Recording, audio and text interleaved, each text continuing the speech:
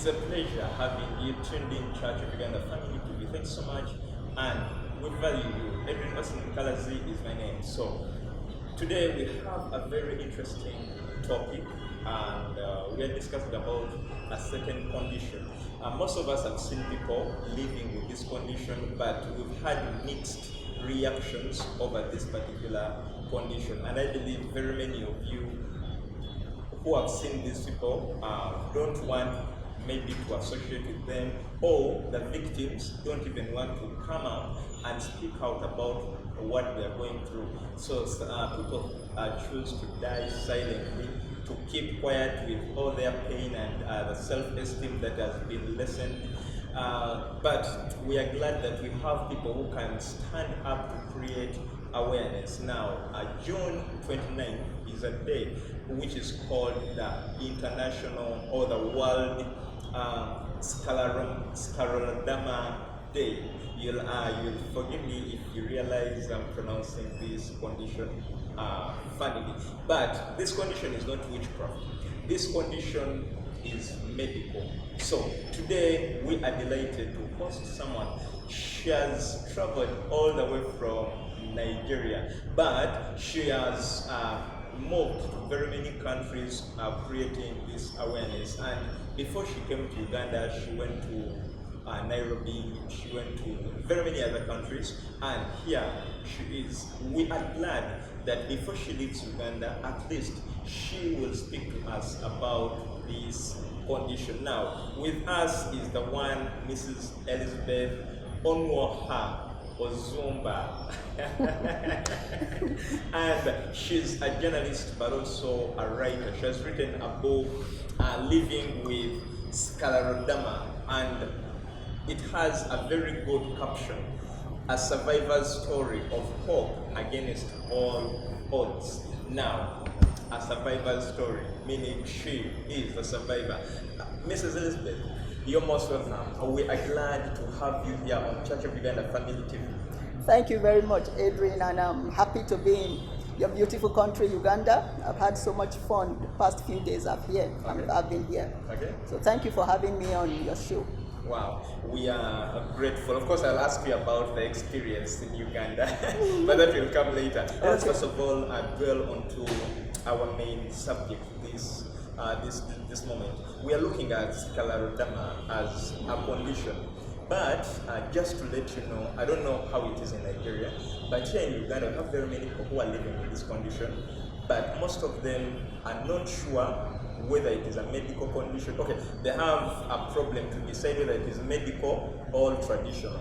You realize that very many people are dying in shrines in disguise of being bewitched to have this condition. But I believe out of this discussion, you will at least enlighten very many Ugandans out there who are watching us, and they will know that this is not witchcraft, it is medical, and there is hope. It doesn't matter whether you live with this condition. So, first of all, tell us about who Elizabeth is. Okay, my name is Elizabeth Onuoha Ozumba, and I'm a writer. And prior to my being diagnosed with this condition, I had a very active life. I was doing things and trying to live my life in my own little corner of the world, literally. So with this condition, I had to try to come out of my space, and with help and support from very dear friends and family members.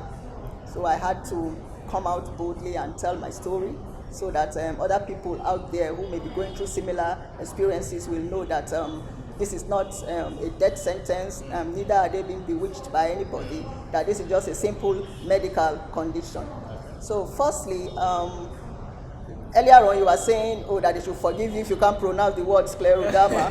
Oh well, it is a very hard word, really. It is a very hard word. When I first heard of the word, I looked at my daughter and I was like, Sclero what? You know? So it's a very hard word. So Scleroderma is gotten from two Greek words, which means hard skin. You know, sclero, hard, and derma, skin. You know, firstly, I will first of all give a little brief introduction as to what the condition is all about. Exactly. Now, autoimmune is Scleroderma is an autoimmune condition. Now, autoimmune on its own is the umbrella term for a series of medical conditions that affects the immune system. Now, in everyone, we all have our immunity. Yeah. Like those are like the soldiers of the body, Yes. the immunity. That is when diseases are coming, your immune system kicks in to attack and make sure you don't come down with that disease. Now, in autoimmune related conditions, your immune system becomes so overactive. You understand? Your immune system is so overactive and is getting mixed signals. So instead of protecting the body, which it's supposed to do in the first place, it turns around to start attacking the healthy tissues in the body, thereby causing tissue damage, and you have those autoimmune related conditions. So that's simply what scleroderma is all about. So we want to look at the mode of transmission. Is it hereditary? Is it genetic? Is it contagious, as in communicable? Firstly, Edrine and Ugandans out there watching, scleroderma is not contagious. It is not transmittable. You can't catch anything from me. Instead, as I am here now, I am at risk of catching something from everybody here. Why? And I will explain. Since our immune system is so active and is trying to kill us, because that is what it's trying to do, destroying healthy tissues in our body. So since our immune system is trying to kill us, in order to save ourselves, in quotes, we are on immunosuppressant medications. Now, what does immunosuppressant medications do? It suppresses that overactive immune system and stops it from further destroying your body, that is slowing down the rate at which it is destroying your body. So that's what those medications does. So what happens? Imagine a soldier out there in the war front. You dispossess him of his rifle. Yeah. What happens? He's a sitting duck. Exactly. He's a sitting duck, literally. So the enemy can just come take him out. Yeah. So that's what this medication does to us. It suppresses our immune system. We don't have the immunity like that to fight diseases anymore.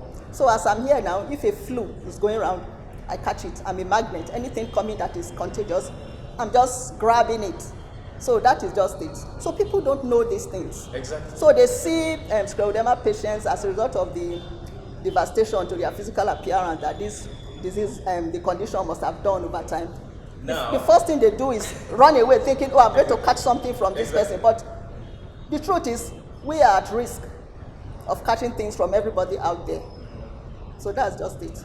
As you were sharing, you reminded me that there is a way we term people with this condition here in Uganda. So each time someone looks at a person with this condition, they say that twins burnt them.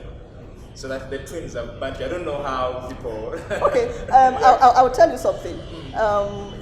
Maybe here they may say maybe your traditional ways, maybe twins have burnt you or something. Yes. But it's like over time, from my own experience, the first thing that at least we Africans generally, even in Nigeria, is the same thing. It's an African thing from what I've experienced. They say these things, it's like, firstly, you are being bewitched. Yeah. Oh, someone is jealous of you and the person wants to do you in. Someone in the village somewhere, ancestors, jealous grandfathers or whatever, is out to get you. Or somebody has a doll somewhere and wakes up in the morning, poke out one eye, poke out the other eye, took a pin here somewhere, so things like that. But that is not the case. And it's not It is different. totally not the case with what is actually. It's just a medical condition. It's just science. So that's just it.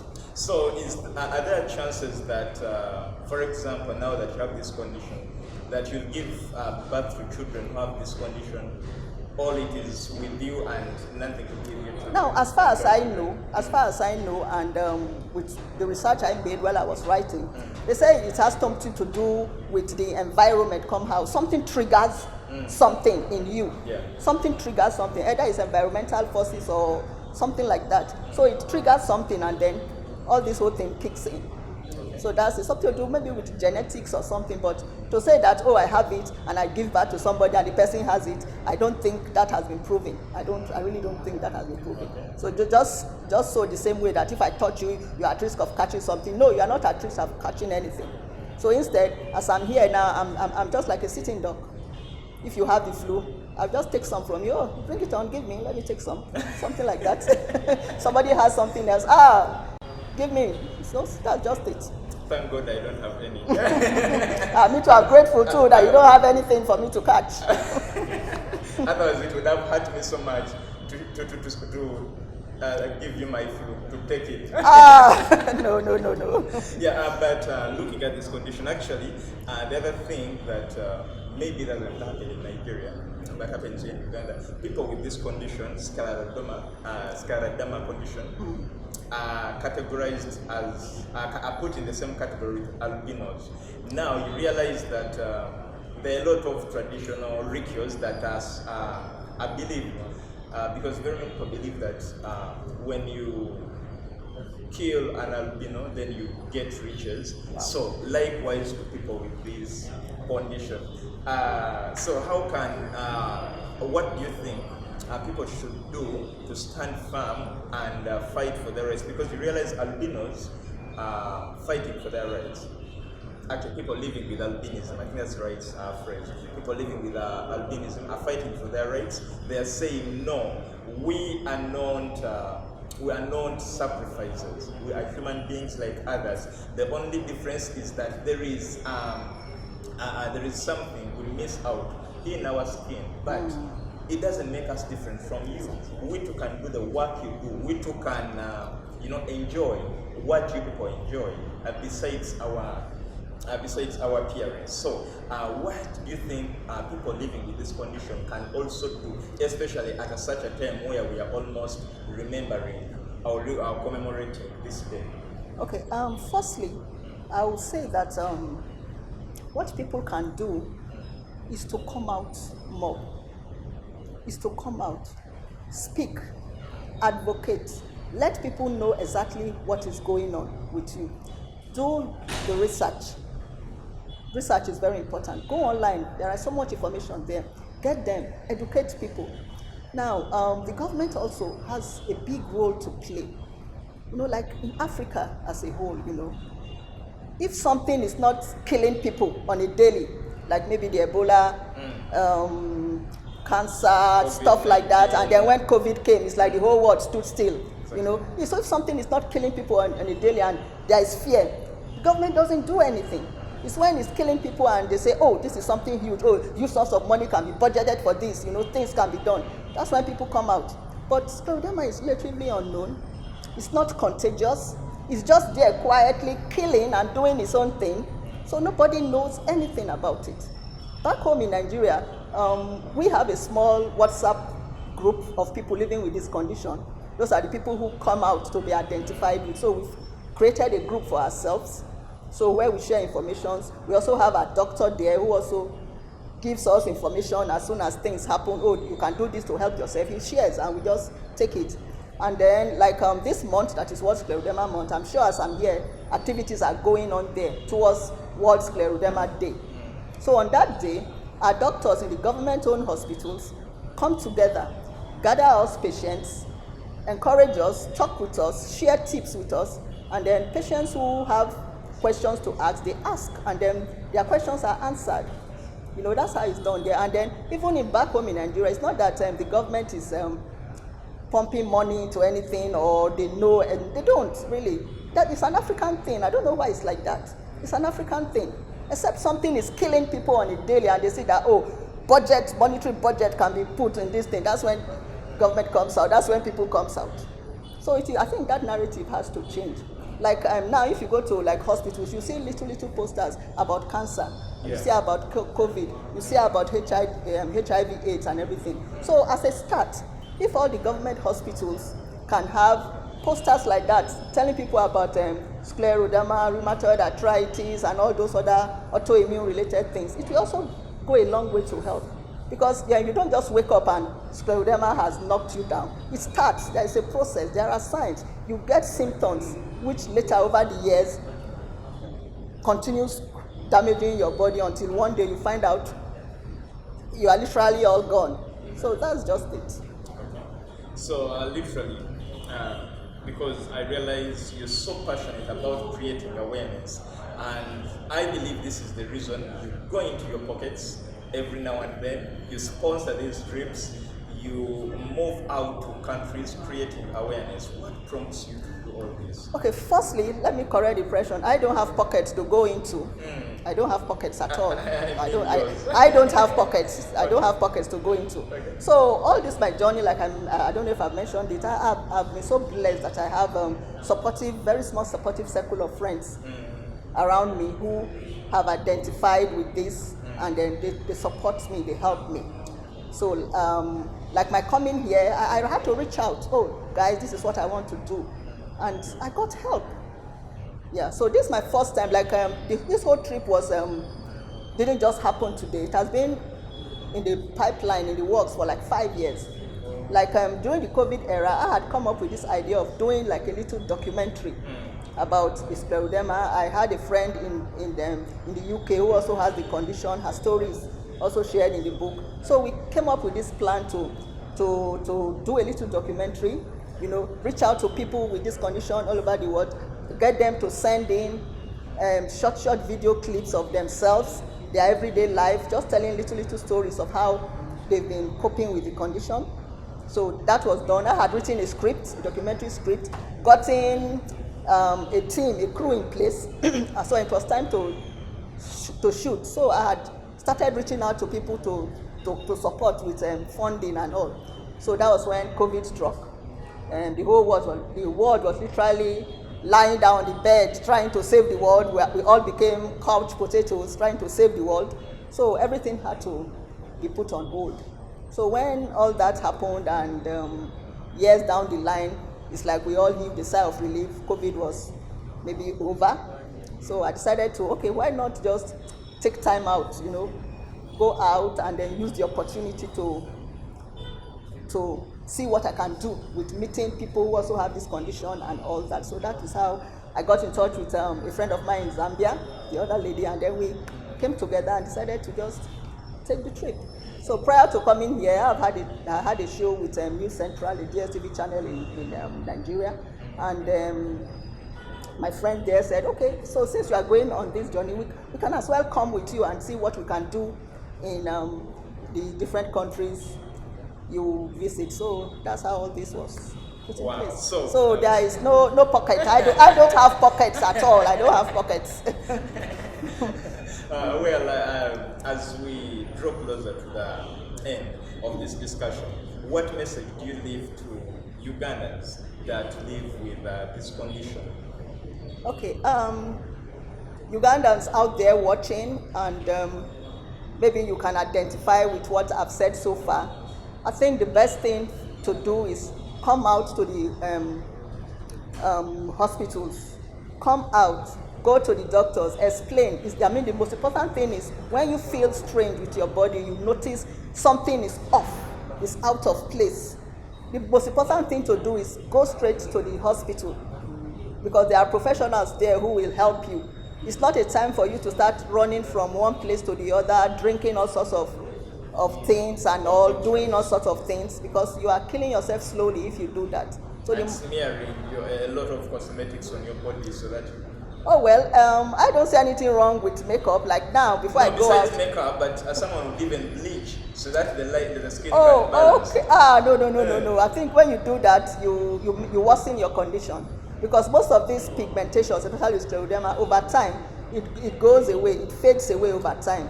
So you don't use harsh things with it. It goes away once you stay away from the sun, or if you must go out, you use sunscreen, take your medication. So you will be fine. You'll be fine. Scleroderma is not a death sentence. It's a condition that can be well managed. And for you to manage it well, you have to be with professionals, medical professionals. That's what it is. Now, as we wind up this discussion, of course, as we are starting, I promised to ask you about your experience in Uganda and the take-home message you have for the Nigerians about Uganda. So far that I've been to Lusaka, Nairobi, and here, Uganda, I've come to realize that each African country, that's my country, Nigeria inclusive, there's a whole lot of tourism potential. People can do a whole lot of things in tourism. A whole big industry is out there. I've gone to places whereby as we were living, maybe like the Victoria Falls, you have someone in one corner selling some little things, like that. So many lovely things. The food, the hospitality industry, so many things.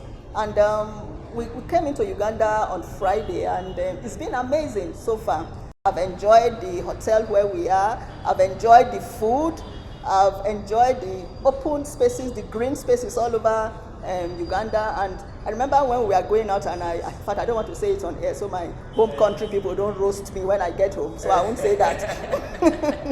But there are so many green open spaces that I was really happy. And I was like, if I can just stay here for longer. We are looking forward to seeing you again in Uganda. 1 to 2 and go to those places you're going to, because I must assure you, there is a lot you don't see. I'll take you up on that. Just send me a ticket and some spending money, and I'll just pack my bags. So I'm going to connect with our colleagues to support this awareness. I'm open for any collaboration you may want to do with regard to spreading awareness and all. I'm open. But we are so grateful. Thank you so much, to stand out, to create awareness.